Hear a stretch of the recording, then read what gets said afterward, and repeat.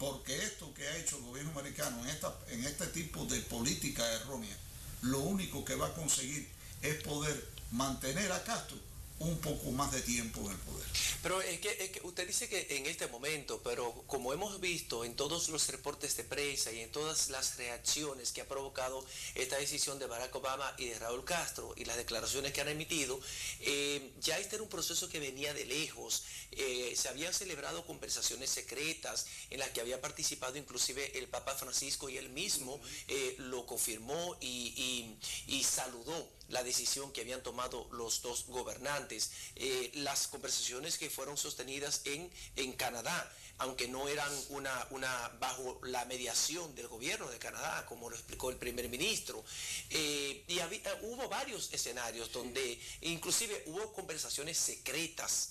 Hubo 8 editoriales del New York Times, que yo pienso que esto pudo haber influenciado bastante, porque es un medio de una gran influencia que representa el establishment de los Estados Unidos, hablando a favor, hablando de que ya era insostenible esta situación de aislamiento entre Cuba y Estados Unidos, que no había razón.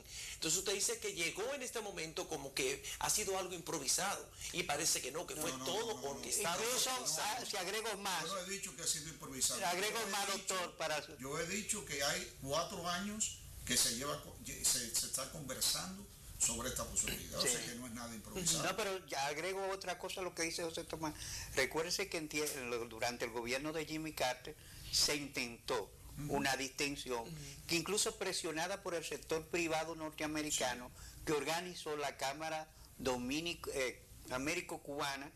Cubano-Americana de Negocios, porque hay gente de los Estados Unidos que dice que en Cuba hay un filón de negocio que se lo están llevando los europeos y que ellos quieren participar en eso. Incluso la ley de Burton es de difícil aplicación en estos momentos, pese a que va a ser un factor en estas relaciones, porque muchas de las propiedades de que los norteamericanos podrían reivindicar para que se le compense han sido adquiridas por inversionistas europeos. Sí, pero claro, es que Cuba no ha dado nada aquí. Cuba no ha dado absolutamente nada. Esto ha sido un movimiento puramente económico. Cuba se está desmembrando en pedazos y los Estados Unidos, que tenían esa manzana, quieren de nuevo esa manzana. Y entonces intervienen a través de un hecho humanitario para poder invertir, para poder comprar, para poder tener un pedazo de la manzana y que no se la lleven los españoles, que son los que están desde hace muchos años ayudando a Castro para mantener en ellos las instituciones y los servicios de trabajo en el país.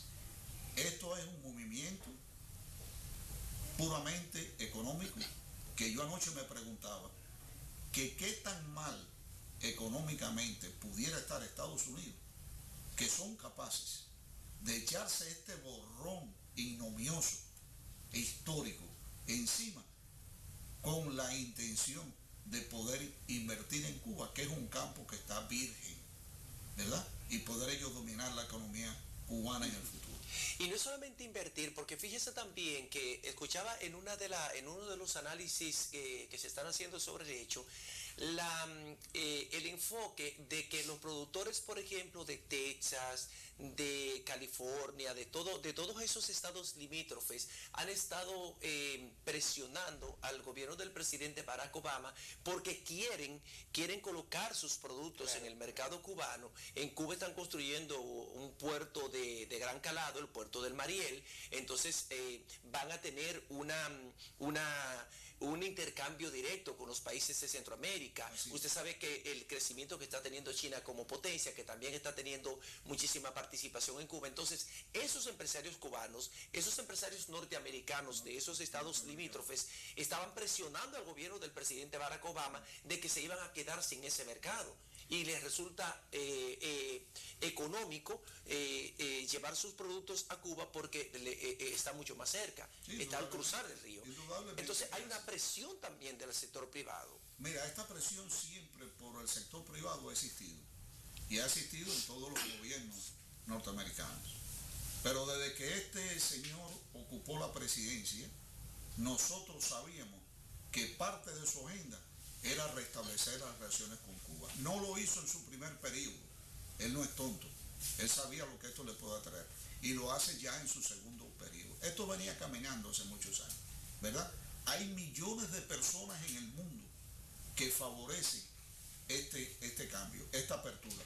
Millones de personas que no es que simpaticen con el gobierno de Castro, sino que piensan que quizás de esta manera pudiera darse al traste con el gobierno comunista cubano, ¿verdad? Y por eso tú ves que las declaraciones de la prensa, de muchísimas personas importantes, favorecen este diálogo y esta comunicación, pero abrigando la esperanza de que Cuba, a través de este movimiento, va a ser libre. Pero hay una frase del discurso del presidente Obama, el cual escuché con mucha atención, que a mí me pareció bastante sensata. No sé qué dice usted de ella.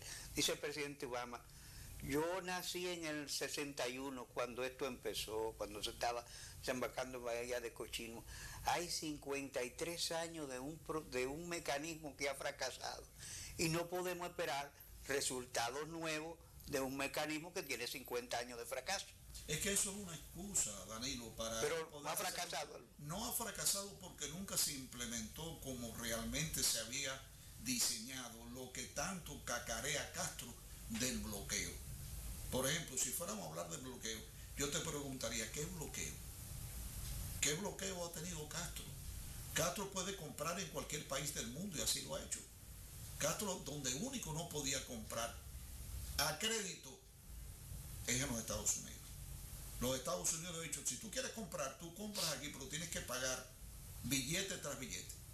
Y Castro nunca ha querido hacer eso. Castro, el bloqueo de él es que él quiere tener acceso al Fondo Monetario Internacional, que él quiere tener acceso a las inversiones de extranjeros dentro de Cuba, principalmente norteamericanos. Pero fuera de eso, Cuba nunca ha tenido bloqueo. Eso es una mentira. Si se hubiera puesto el bloqueo en efectividad, el bloqueo decía lo siguiente: que cualquier embarcación de cualquier país del mundo que tocase puerto cubano no podía tocar puerto norteamericano. Eso nunca se realizó. Ese era el bloqueo. Nunca se realizó. Si eso se hubiera puesto en acción hace muchos años, que nosotros estuviéramos en Cuba y que el régimen comunista no estuviese ahí. Usted habló, Danilo, de una de las expresiones del discurso de 15 minutos pronunciado por Barack Obama desde la Casa Blanca, pero también en el discurso pronunciado por Raúl Castro desde La Habana frente a la prensa, que fue un discurso muy escueto. Más que un discurso fue la lectura de un comunicado. Él decía, saludaba el advenimiento de este entendimiento, de este inicio, porque es el inicio de un entendimiento para restablecer las relaciones diplomáticas primero entre Estados Unidos y Cuba. Decía que todo este proceso iba a ser realizado sin poner en peligro las conquistas de la revolución. ¿Qué quiso decir Castro con eso? Bueno, las conquistas de la revolución son, nosotros nos quedamos en el poder, nuestra constitución socialista sigue, nuestro régimen de terror va a seguir, los presos y las personas que se opongan a nosotros van a ser encarcelados y van a ser fusilados, y nosotros no vamos a ceder en ninguno de nuestros principios.